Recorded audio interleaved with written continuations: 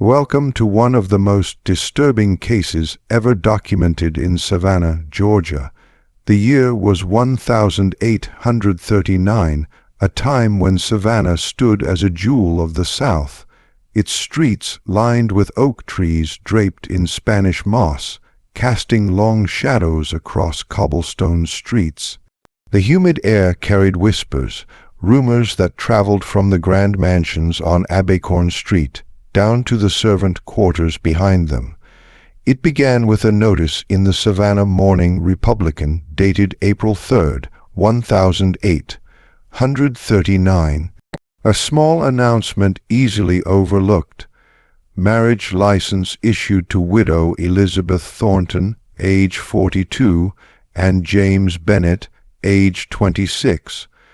What the newspaper failed to mention was that James Bennett had until recently been considered property, not a person, on the Thornton plantation.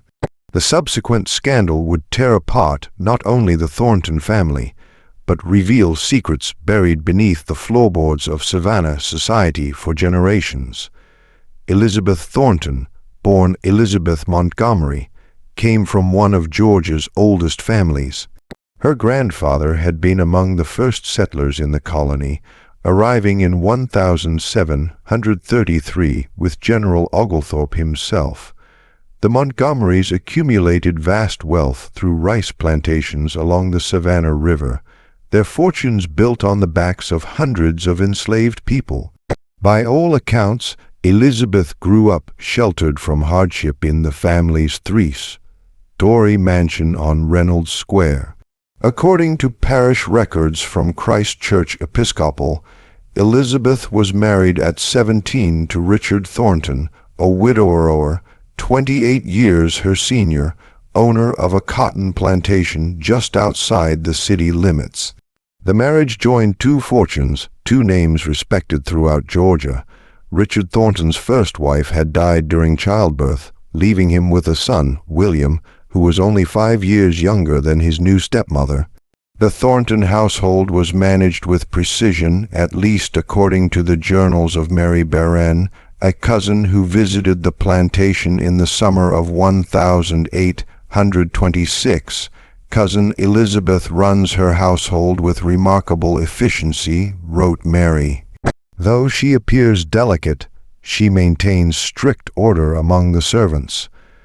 Richard speaks little at dinner, leaving Elizabeth to manage conversation. There is a peculiar silence that falls when he does speak. Those who knew the family noted that Richard was often away on business in Charleston or Augusta, leaving Elizabeth to manage the plantation. What few realized was how much time she spent in the company of a house servant, known only as Grace in household ledgers. Grace had arrived at the plantation in 1822, purchased from a trader in Charleston. What makes this significant is that Grace arrived with her son, then a boy of 9 years old. His name was James. Tax records from Chatham County indicate that by 1835, the Thornton plantation housed 47 enslaved individuals. Among them, James Bennett was listed as house servant, one of only 4 given such designation. Most were field hands, their names recorded only as numbers in inventory lists, but James appears repeatedly in household account books, first as Grace's boy, then simply as James, and finally as James Bennett. The addition of a surname was unusual and raises questions that have haunted Savannah historians for decades. According to Dr. Elena Hammond, who studied the Thornton papers in 1963 before they mysteriously disappeared from the Georgia Historical Society archives, James was taught to read and write, another unusual circumstance. The ledgers show purchases of books, slates, and pencils specifically noted as for J.B. instruction, wrote Hammond in her unpublished manuscript, Whispers from Reynolds Square. Richard Thornton died in the yellow fever epidemic of 1836. His will, filed at the Chatham County Courthouse, left everything to Elizabeth with a substantial inheritance for his son, William, who by then was 29 and had his own plantation near Mon. The will contained an unusual provision. The servant James Bennet shall remain in the employ of my wife, and shall not be sold or transferred under any circumstances. This provision would later be scrutinized by attorneys when the scandal broke. Why would Richard Thornton specifically protect one servant? Parish records indicate Elizabeth observed a mourning period of exactly 1 year before she began to appear at social functions again. Neighbors noted that during this time the Thornton household seemed to operate without disruption despite the absence of its master. It was during this period that witnesses later reported seeing Elizabeth and James Bennet in circumstances that raised eyebrows. Margaret Habasham, who lived on the neighboring property, told investigators in 1839 that she had seen them walking together in the garden like companions rather than mistress and servant. A former kitchen maid, Sarah Johnson, whose testimony was recorded by a court clerk, claimed she had once entered the study without knocking and found them standing unusually close, James's hand withdrawing quickly from Elizabeth's arm. They jumped apart like they'd been burned, she reportedly said. Mrs. dismissed me right quick, but her face was flushed in a way I ain't never seen before. Winter turned to spring and spring to summer. The weeks passed in a strange, tense quiet. Elizabeth Thornton began declining invitations to society events. Her cousin Thomas Montgomery wrote in a letter to his sister that he had called upon Elizabeth in February of 1838 and found her altered in demeanor, distracted in conversation, and dressed with a simplicity uncharacteristic of her station. He noted that James Bennet had served them tea, and that Elizabeth addressed him with a familiarity that I found disking. The letter continues, when I inquired after her health, she answered that she had never felt more alive. There was something in her eyes I did not recognize, something that reminded me not of our gentle cousin, but of someone with a secret joy. What happened next was documented in a series of increasingly urgent letters between William Thornton and his uncle, Judge Henry Thornton of Savannah. William, having heard rumors from former house servants who had connections to the plantation, wrote on December 10, 1838, I have received disturbing reports regarding my stepmother's conduct. I pray they are malicious fabrications, but I fear there may be truth to them. I intend to visit the plantation unannounced next month to ascertain the situation for myself. Judge Thornton replied, cautioning restraint, but his letter contained an ominous line. There have been whispers in certain circles. It would be prudent to address this matter privately before it becomes fodder for public speculation. According to court records filed later, William Thornton arrived at the plantation on January 15, 1839, during a cold rain that had turned the roads to mud. The carriage tracks leading to the main house were still visible the next morning when the sheriff arrived, summoned by what was described in official reports as a disturbance of significant nature. What exactly transpired during William's visit? It was never fully disclosed in public records. What is known is that William Thornton left the plantation before dawn the following day and rode directly to the sheriff's office in Savannah.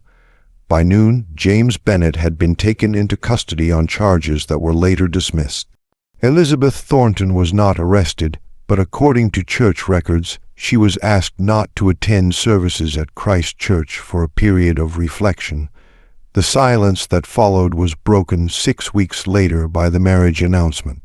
Elizabeth Thornton had somehow secured freedom papers for James Bennet, and then, in an act of defiance that shocked Savannah society, married him in a small ceremony performed by Reverend John Baker, a Methodist minister known for his abolitionist sympathies.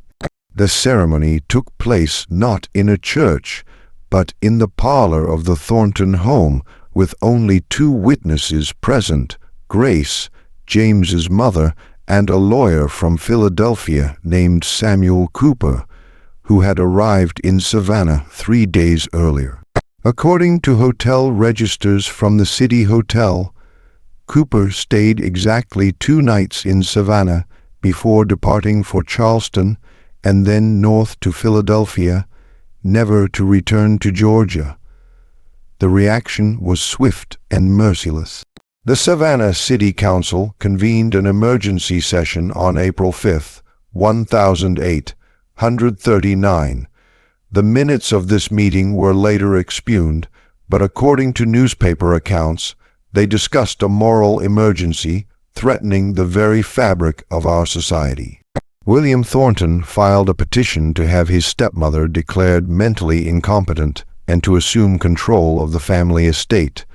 Judge Henry Thornton recused himself from the case, citing family connection, but privately wrote to the governor requesting intervention.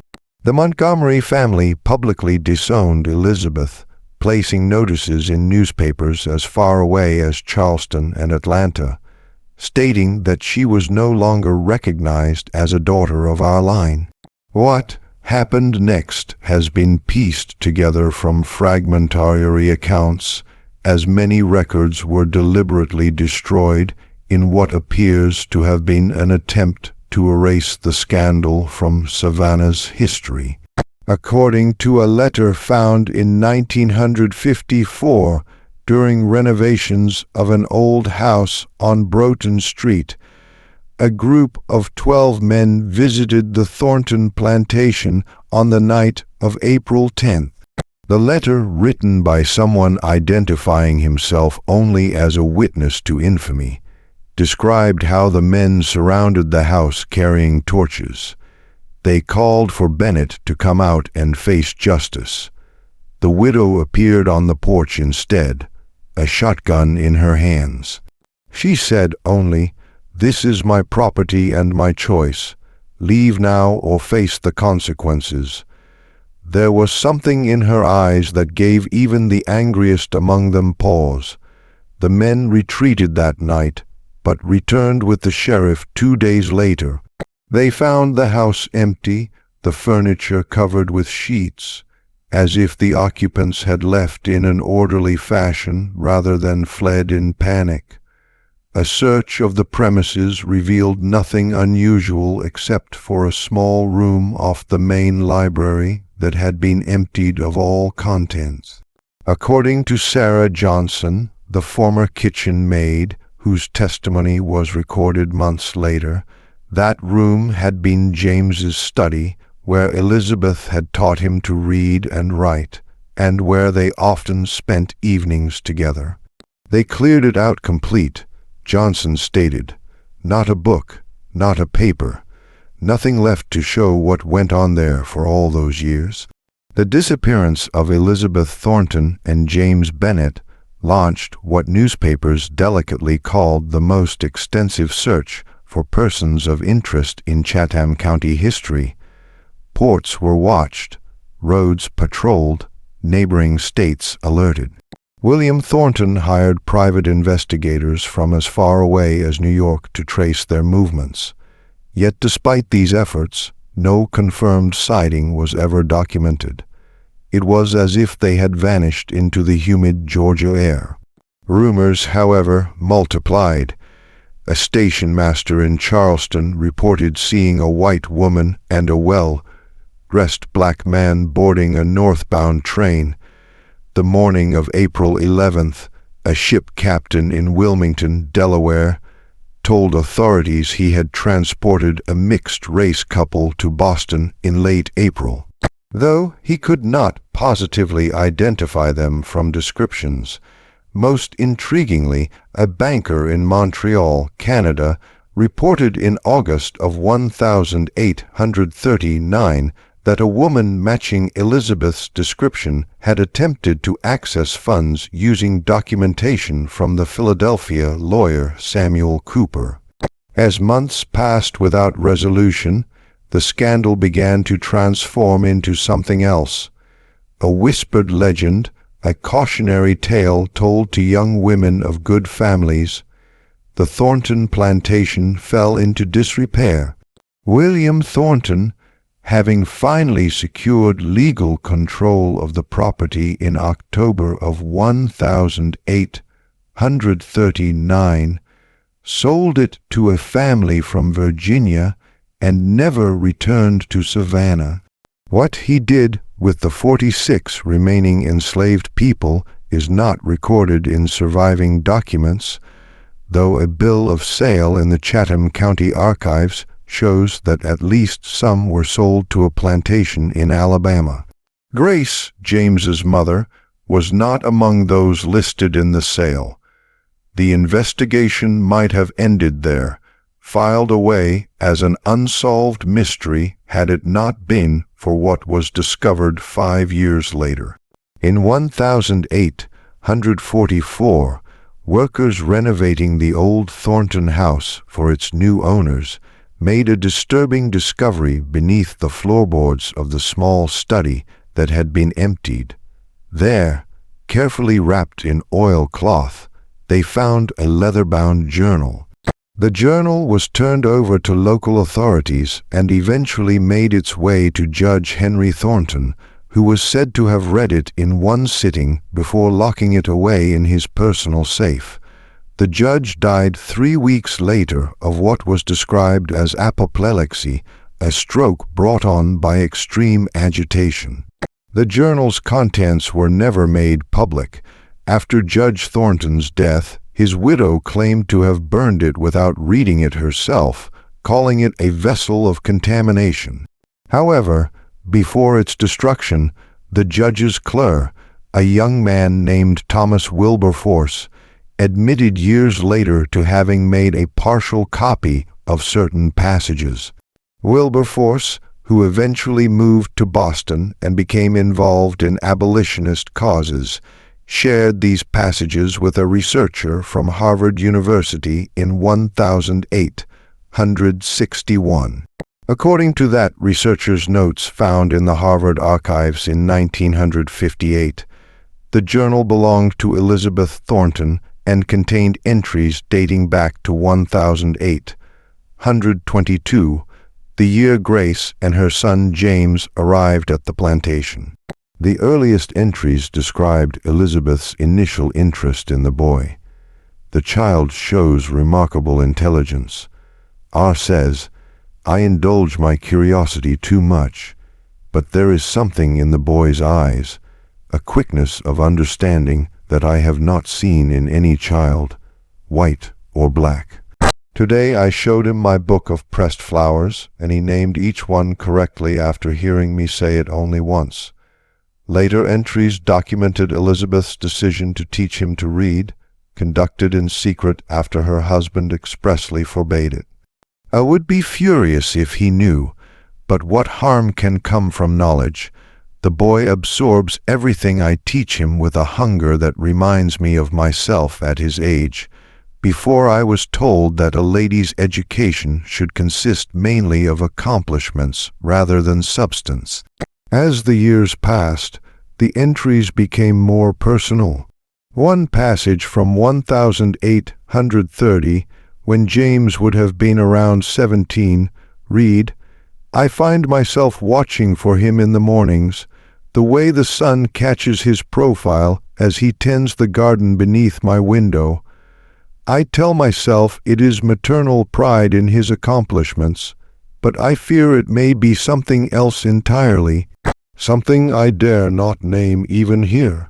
By 1835, A year before her husband's death, Elizabeth wrote, "We spoke of poetry today, and as he recited Byron, I saw not the child I taught, but the man he has become. I closed the book and sent him away. Later I wept, though I cannot say precisely why. The most revealing passages, according to..." The Harvard researcher's notes came after Richard Thornton's death. With R gone, the house breathes differently. Jay and I walked in the garden at sunset, discussing plans for the East Field.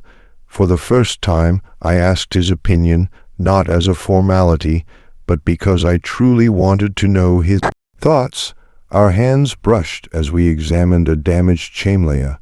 Neither of us acknowledged it, but neither did we move away, and later we no longer pretend. When the house is quiet and the doors locked, he comes to the library. We read together, talk together, exist together in a way I never thought possible with any human being. He knows more of my soul than anyone ever has. I've begun to make inquiries about laws in other states. There must be a place where we can live without fear. The final entry copied by Wilberforce was dated March 30th, 1839, just days before the marriage. Announcement appeared in the newspaper. Tomorrow everything changes. Sam Cooper has secured the necessary papers. Once the ceremony is performed, we must leave immediately. Jay fears for his mother's safety, but she insists on staying behind, at least initially. She says she will join us later. That someone must maintain appearances while we establish ourselves elsewhere. I have sewn what jewels and banknotes I could gather into the linings of our traveling clothes. The Northern abolitionist Sam introduced me to have arranged a network of safe houses. I know the danger. I know what we risk, but for the first time in my life, I am choosing rather than being chosen for. The Harvard researcher's notes included a tantalizing postscript.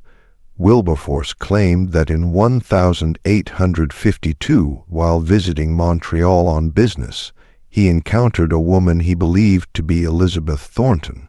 She was using another name which he did not record and was living in a modest but comfortable house in a mixed-race neighborhood. When he approached her, she denied being Elizabeth Thornton, but invited him to tea nonetheless. During their conversation, she mentioned poetry and specifically Byron, which triggered his memory of the journal. As he was leaving, he noticed a portrait on the wall of a black man in formal attire. When he inquired about it, the woman smiled and said only, "My late husband. He passed 3 years ago from pneumonia." Wilberforce never reported this encounter to authorities. The Thornton scandal gradually faded from public memory, overshadowed by the growing national crisis that would eventually lead to civil war.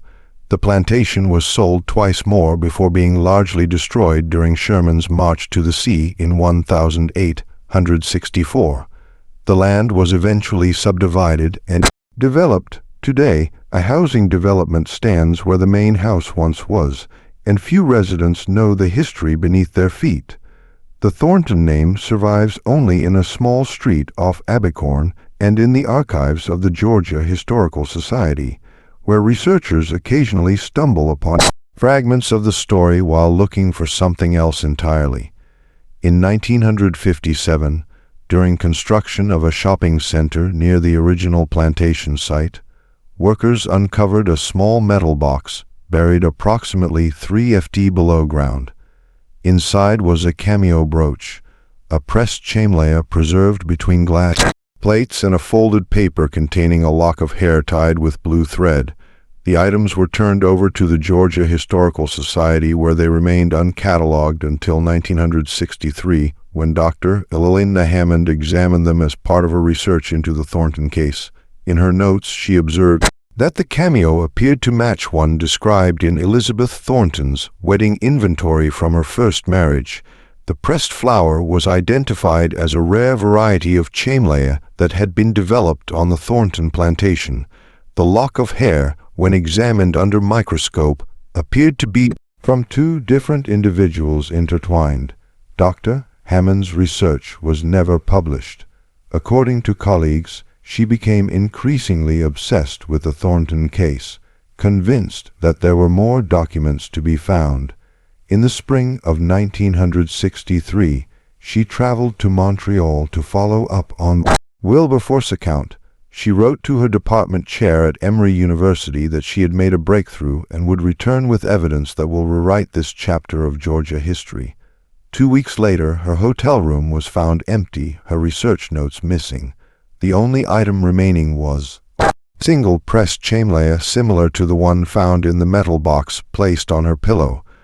Hammond herself was located 3 days later in a hospital, disoriented and unable to account for the missing days or the disappearance of her research materials. She abandoned her work on the Thornton case shortly thereafter and refused to discuss it until her death in 1968. The story of Elizabeth Thornton and James Bennett exists now in the liminal space between documented history and legend. Parts of it can be verified through court records, newspapers, and personal correspondence. Other elements remain speculative, pieced together from fragments, whispers, and silences in the historical record. What is certain is that in the spring of 1839, a wealthy white widow and a black man she had once owned according to the laws of Georgia disappeared together, leaving behind a society scandalized not just by their defiance of racial boundaries, but by the implication that their relationship had developed over years, perhaps even while Elizabeth's husband was still alive, within the very household that was meant to embody Southern social order. The mystery that remains unsolved is not just what happened to Elizabeth and James after their disappearance, but what happened in the years before, in the quiet moments of teaching and learning, in conversations over books, in glances exchanged across rooms where others saw only mistress and servant. What words passed between them, what promises were made, and perhaps most disturbingly to those who discovered the truth, how many other households harbored similar secrets behind their respectable facades, how many other relationships existed in the shadows, defying the strict boundaries upon which Southern society was built. In 1969, shortly after Dr. Hammond's death, a graduate student cataloging her effects found a sealed envelope with instructions that it not be opened until 50 years after her death. The university administration, concerned about potential legal issues, overrode this request and opened the envelope in the presence of attorneys. According to a staff member who was present but requested anonymity when interviewed in 1972, the envelope contained a single sheet of paper with an address in Montreal and the words, "They survived. They lived. Their descendants walk among us still." The paper was reportedly seized by university officials and has never been made public. The address, according to the staff member, was for a cemetery. Today, the story of Elizabeth Thornton and James Bennett surfaces occasionally in academic papers, in specialized books on antebellum Southern society, or in whispered ghost tours of Savannah's historic district. Tour guides point to a certain house on Reynolds Square, not the original Thornton residence, but one nearby, and claim that on certain nights, particularly in April, witnesses had reported seeing a light moving from room to room, as if someone is searching for something or someone. Others claim to have heard the faint sound of poetry being recited, though they can never quite make out the words. These are merely tourist tales, embellishments for the curious, with no basis in documented fact. What remains factual is this: in 1839, Elizabeth Thornton and James Bennett chose each other in a society that forbade such choices. They vanished rather than submit to separation, and somewhere perhaps in a forgotten archive, in an attic trunk, or buried beneath a modern foundation, there may still exist evidence of what happened to them after they stepped out of recorded history and into the realm of legend.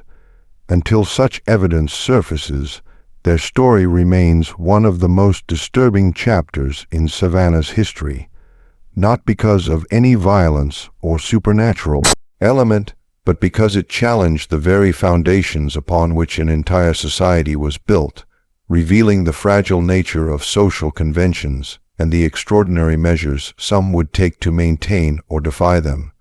In the words attributed to the Harvard researcher who examined Wilberforce's notes, the most terrifying aspect of the Thornton case is not what it reveals about the two individuals at its center, but what it suggests about countless others whose stories were never documented, whose defiance never made it into historical records, whose lives were lived in desperate silence, or erased entirely from memory. How many Elizabeth Thorntons and James Bennetts existed across the American South, their stories buried with them, and what does that tell us about the society that worked so diligently to ensure those stories would never be told? The question echoes still through the moss-draped squares of Savannah, along the shadowed banks of the river, and in the silent spaces between the pages of history books. In 1972, during the renovation of an old colonial-era post office building in Schenectady, New York, workers discovered a hidden compartment behind a loose brick in the basement wall. Inside was a small leather pouch containing 3 letters addressed to Mrs. Jane Bennett at an address in Albany. The letters dated 1841 through 1843 were written in a flowing feminine hand and signed only with the initial G. Historians later identified this as likely being Grace, James Bennett's mother, who supposedly remained in Georgia after Elizabeth and James fled. The letters themselves contained no explicit mention of Savannah or the scandal, but spoke of a mutual acquaintance who had relocated north and was anxious for news from home. The most revealing passage came in the 3rd letter dated December 18th, 1843. Our mutual friend asks after you constantly. The situation here has grown more difficult since you departed. The new master is not kind. Many have been sold away. I keep the secret you entrusted to me close to my heart. Though there have been those who question me still, I tell them nothing. The item you left in my care remains secure where we discussed.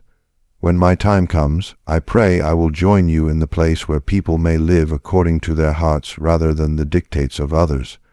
What makes these letters significant is not just their content but their very existence. They suggest that Grace eventually made her way north, contrary to official records which listed her as having died on the Thornton plantation in 1840. More importantly, they indicate an ongoing correspondence, a network of communication that allowed news to travel between Georgia and New York despite the efforts of authorities to sever all connections between Elizabeth Thornton, James Bennett, and their former lives. Further evidence of this network emerged in 1959 when a historian researching the Underground Railroad discovered account books belonging to Samuel Cooper, the Philadelphia lawyer who had witnessed Elizabeth and James's marriage. The books found in the archives of a Quaker meeting house in Pennsylvania contained coded entries that scholars eventually deciphered as records of funds transferred to various locations along established escape routes for enslaved people seeking freedom. One entry dated June 5, 1839 noted special arrangement for T&B package delivered successfully to Montreal. Additional funds released as agreed for 5 years of security and silence. Dr. Marcus Williams, who studied these records, before they were reclassified and restricted from public access in 1962, wrote in his private journal, "The Cooper accounts reveal that the Thornton Bennett escape was not merely a spontaneous act of defiance, but part of a carefully orchestrated plan that may have been years in the making. The level of financial commitment enough to ensure security and silence for 5 years suggests not only substantial resources, but a remarkable degree of forethought. One must wonder, when exactly did Elizabeth Thornton begin planning her escape from Savannah society?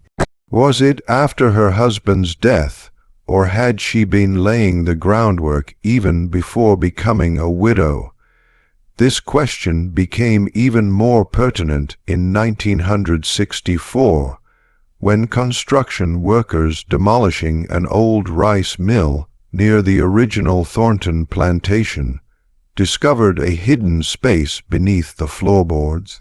Inside was a small wooden chest containing what appeared to be teaching materials, a primer, a slate, several pencils, and a copy of Byron's collected poems. The items were estimated to date from the 1820s or early 1830s, years before Richard Thornton's death. Most significant was a small notebook filled with handwriting exercises, lines of repeated phrases, gradually improving in quality. One page contained the sentence written over and over with increasing skill. "I am James Bennett. I am a man. I have a mind." At the bottom of the page, in different handwriting, presumably Elizabeth's, were the words, "Excellent progress. You have earned your name today." The discovery suggested that Elizabeth had indeed been teaching James in secret while her husband was still alive, creating a hidden space where they could meet without arousing suspicion. The rice mill, according to plantation records, was rarely used after newer equipment was installed closer to the main fields in 1825. It would have provided an ideal location for clandestine lessons, far enough from the main house to avoid detection, yet not so distant as to raise questions about Elizabeth's movements. What remains unclear is how and when their relationship evolved from teacher and student to something more intimate. No documents exist that explicitly confirm the nature of their connection before Richard Thornton's death. However, a letter from Elizabeth to her cousin Anne Montgomery dated October 18th, 1834, 2 years before she became a widow, contains a passage that some historians have interpreted as a veiled reference. "I find myself living 2 lives these days, the one visible to society, where I play my assigned role with precision, and another that exists in moments stolen from the day, in conversations that could never be overheard, in thoughts I dare not speak aloud.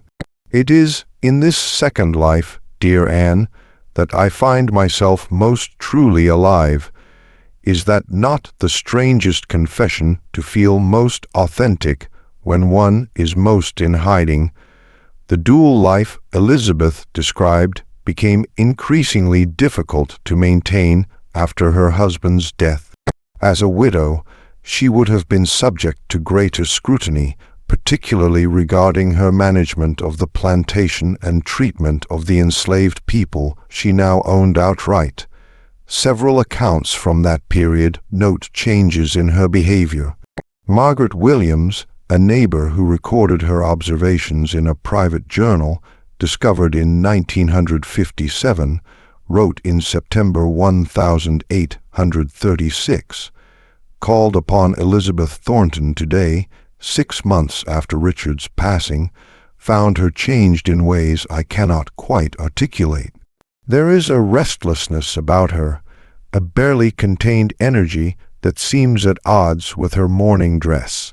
When I mentioned the difficulty of managing such a large property alone, she smiled in a manner I found disconcerting and said, "I am not as alone as one might think." I left feeling strangely unsettled, as if I had glimpsed something not meant for public view. As Elizabeth's behavior drew more attention, so too did James Bennet's position within the household. According to testimony given later by house servants, he had begun to take on responsibilities unusual for someone of his status. Sarah Johnson, the kitchen maid, reported that by early 1838, James was effectively managing the plantation's accounts, receiving visitors when Elizabeth was indisposed, and even corresponding with merchants in Savannah on behalf of the estate. He sat at the master's desk, Johnson told investigators, used the master's pen, spoke with the master's authority, and Mrs. Elizabeth. She just smiled like it was the most natural thing in the world. This gradual shift in roles, this blurring of the strict boundaries that govern Southern society, could not continue indefinitely without consequences. The catalyst, as previously mentioned, was William Thornton's unannounced visit in January 1839. What exactly he witnessed remains unconfirmed, but according to a letter he wrote to Judge Henry Thornton immediately after fleeing the plantation, it was a violation of natural order so profound that I could not remain beneath that roof for another hour without fear of committing violence. He described finding Elizabeth and James in a situation that admitted no innocent interpretation, though he refrained from providing specific details out of respect for the family name. The immediate aftermath of William's discovery set in motion a series of events that would ultimately lead to Elizabeth and James's marriage and subsequent disappearance. What is less known is that during the 3 months between William's visit and their marriage, Elizabeth began systematically liquidating her assets. Records at the Bank of Savannah show that between January 20th and March 15th, 1839, she withdrew significant sums, converting them to easily transportable forms such as banknotes and letters of credit. She also sold several pieces of jewelry through a broker in Charleston, as documented in a receipt found among Samuel Cooper's papers. Most tellingly, she transferred legal ownership of a small property she had inherited from her mother in Philadelphia to a corporation whose sole trustee was Cooper himself. These financial maneuvers suggest that Elizabeth was preparing not just for flight, but for a new life beyond Georgia. The careful legal arrangements conducted through intermediaries and across state lines indicate an awareness of the challenges they would face. Elizabeth and James would need not only to escape, but to establish themselves somewhere their past could not follow them, somewhere they could construct new identities secure from both legal pursuit and social ostracism. The most compelling evidence of this preparation comes from a deposition given in 1841 by a former clerk at a Savannah printing shop. During a legal dispute over William Thornton's claim to his stepmother's property, the clerk testified that in February 1839, a well-dressed black man he later identified as James Bennet had commissioned business cards and correspondence paper for a Mr. James Bennet, importer of fine teas and spices. The address on the cards was in Montreal. According to the clerk, Bennet explained that he was acting on behalf of his employer, who was expanding business interests northward. The clerk thought nothing of it at the time, but recognized the significance after the scandal broke. The business cards represented more than just a cover story. They were evidence of a future Elizabeth and James had envisioned together. One where he would be not property but proprietor, not servant but merchant. The choice of Montreal was strategic. As part of British Canada, it offered distance from U.S. laws regarding fugitive slaves. Its cosmopolitan nature and substantial mixed-race population provided relative anonymity. Most importantly, its status as a commercial hub would make a new tea and spice import business seem unremarkable. Just one more enterprise in a city built on trade. The actual journey from Savannah to Montreal remains largely undocumented, though fragments suggest they traveled by ship to Philadelphia, where Cooper provided temporary shelter and new identification papers, then overland through New York State and across the Canadian border. A receipt for passage on the schooner Mary Jane from Savannah to Philadelphia, dated April 12, 1839, was found among Cooper's effects. It listed two passengers, Mrs. E. Smith and Mr. J. Smith, described as aunt and nephew traveling on family business. What is known with reasonable certainty is that by August 1839, someone matching Elizabeth's description was attempting to access funds in Montreal.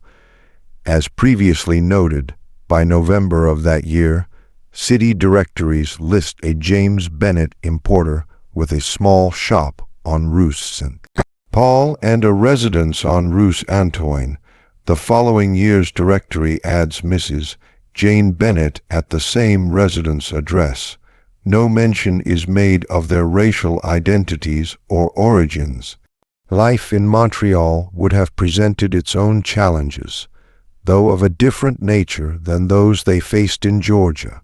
While they may have escaped the legal consequences of their actions, they would have needed to construct a plausible narrative about their past, to explain Elizabeth's accent, to account for any differences in their appearances or mannerisms that might raise questions.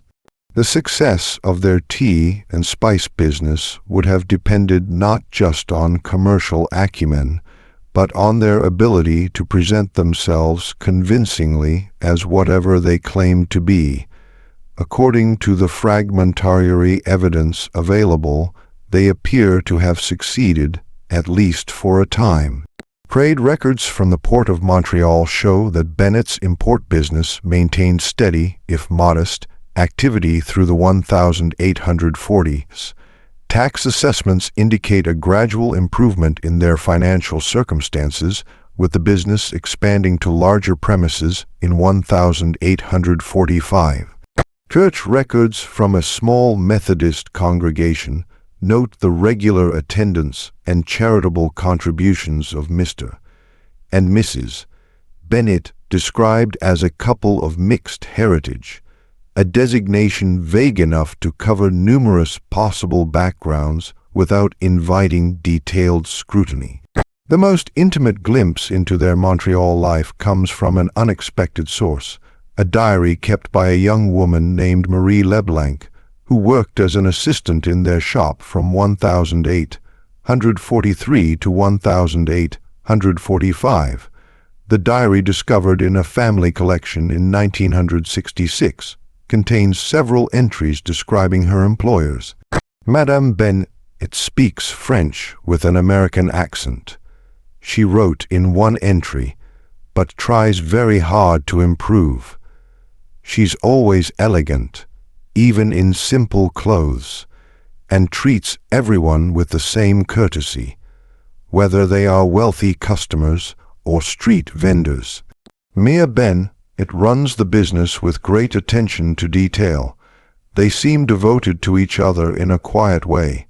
They often exchange glances when they think no one is watching. Little private communications that make me hope someday I might find such understanding with someone. In another entry, Marie noted, Today, a customer from Boston questioned him, Cy Bennett, about his background. He replied simply that he had been raised in the South, but preferred the climate of Canada, both meteorological and social. The man pressed further, asking if Madame Bennett was of European descent. There was a tension in the shop I had never felt before. Mr. Bennett smiled and said, "My wife and I have found that Montreal asks fewer questions than other places, which is precisely why we chose it." The customer left shortly after. Madame Bennett's hands were shaking as she arranged the tea canisters, though she pretended nothing had happened. This incident highlights the precarious nature of their situation. Despite establishing new identities and achieving a measure of acceptance in Montreal society, the threat of discovery remained. One visitor from the South, one chance encounter with someone who had known them in their previous lives, could potentially unravel everything they had built. This persistent vulnerability likely explains why, according to Montreal property records, the Bennett sold their business in 1849 and moved to a smaller, more remote community outside the city. The shop on Rand Paul was purchased by a French-Canadian merchant, while their home address disappears from subsequent city directories.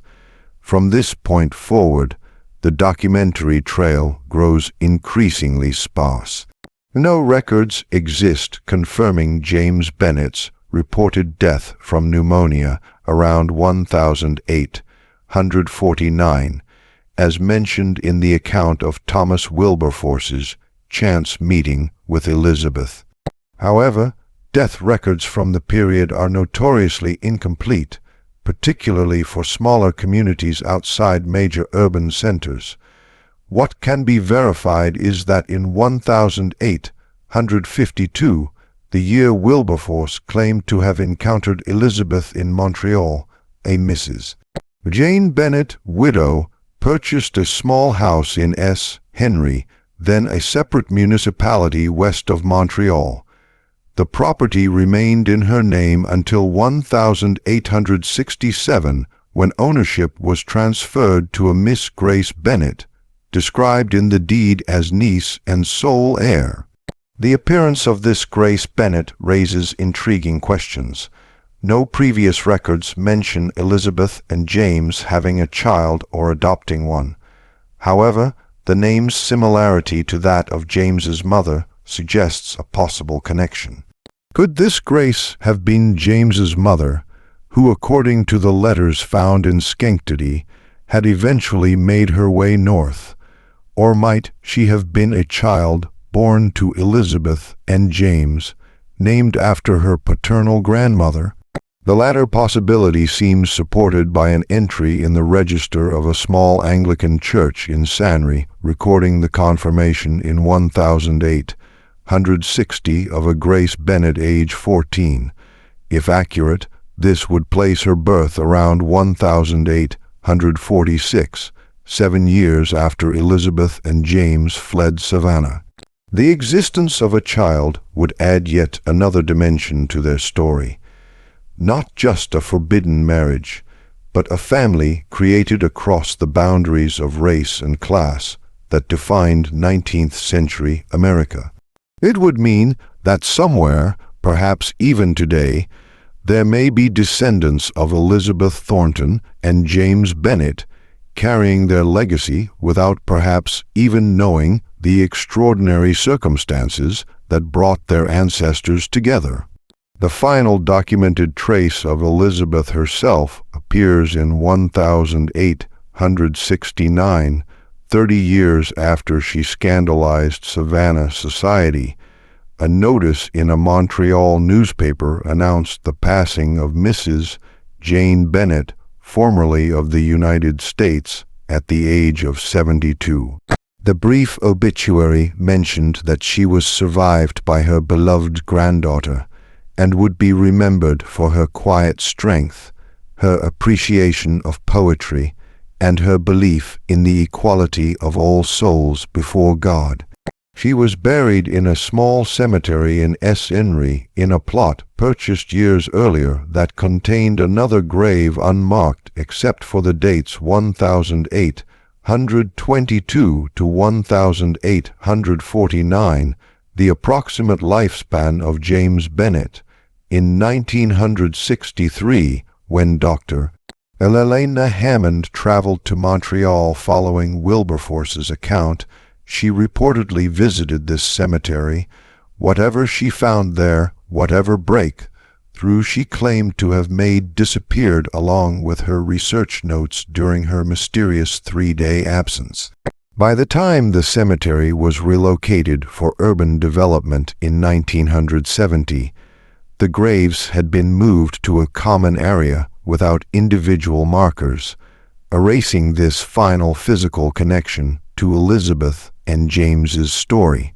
And so we are left with fragments, documents scattered across archives in Georgia, New York, Pennsylvania, and Quebec, testimonies given decades after the events they describe, objects found beneath floorboards and behind walls, entries in diaries and letters never meant for public eyes. From these fragments, we can reconstruct the outlines of an extraordinary defiance, a rejection of the rigid boundaries that separated people by race and status, a claiming of human connection in a society that denied its possibility. What remains most elusive is not the factual record of what Elizabeth Thornton and James Bennet did, but the intimate reality of who they were to each other. When did teacher and student become equals?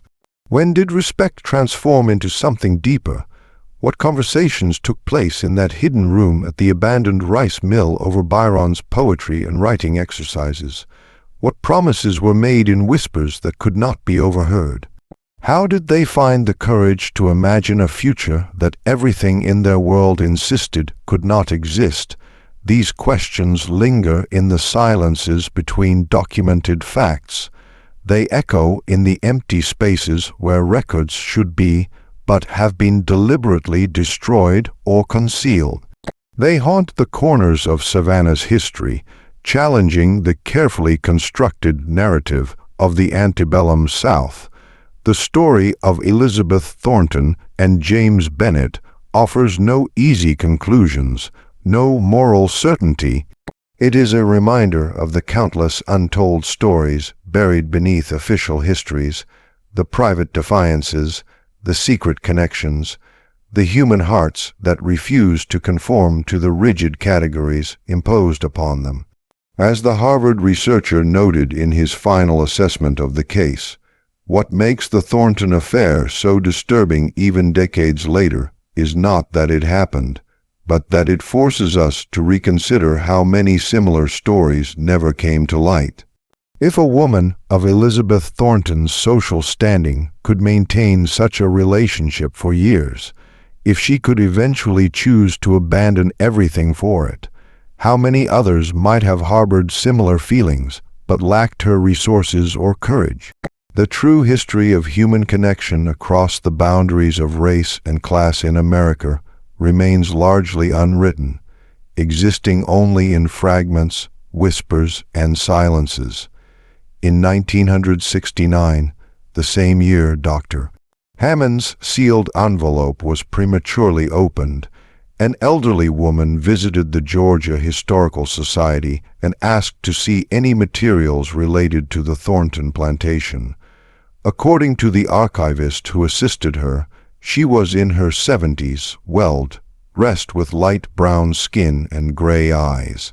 She spent several hours examining the available documents, taking careful notes. When asked about her interest in the subject, she replied that she was researching her family history. The archivist later recalled that as the woman was leaving, she paused at the display case containing the cameo brooch and pressed flower found in 1957. She stood there for the longest time just looking, the archivist said. Then she smiled, not sad exactly, but like someone remembering something from very long ago. She touched her fingertips to the glass and said, "Some stories are better left untold, but that doesn't make them any less true." The woman never returned to the archives, and no record exists of her name or where she came from. Like so much in this story, she remains another fragment, another whisper, another echo of a past that refuses to remain buried despite all efforts to silence it. In the end, perhaps that is the most disturbing aspect of the Thornton Bennett case, the persistence of human connection against all odds, the refusal of love, whatever its nature, to obey the boundaries society constructs around it. In the world that insisted certain feelings should not exist, Elizabeth and James created a space for themselves. Anyway, first in secret rooms and coded glances, later in a life built far from everyone who knew them, and finally in the scattered traces they left behind. Fragments that piece together still have the power to unsettle us today. In Savannah, on certain April nights, when the air is heavy with jasmine and history, tour guides still point to Reynolds Square and speak in hushed tones of the widow who scandalized society. Some claim to have seen lights moving in empty buildings, heard the faint sound of poetry being recited, felt a sudden chill in the humid air. These are just stories, of course, embellishments meant to entertain tourists seeking a brush with the mysterious past. But beneath these ghost stories lies something far more unsettling, the knowledge that the past is never as simple as we wish it to be, that human hearts have always defied the categories constructed to contain them, and that somewhere perhaps the descendants of Elizabeth Thornton and James Bennett walk among us still, carrying a legacy of defiance in their very blood.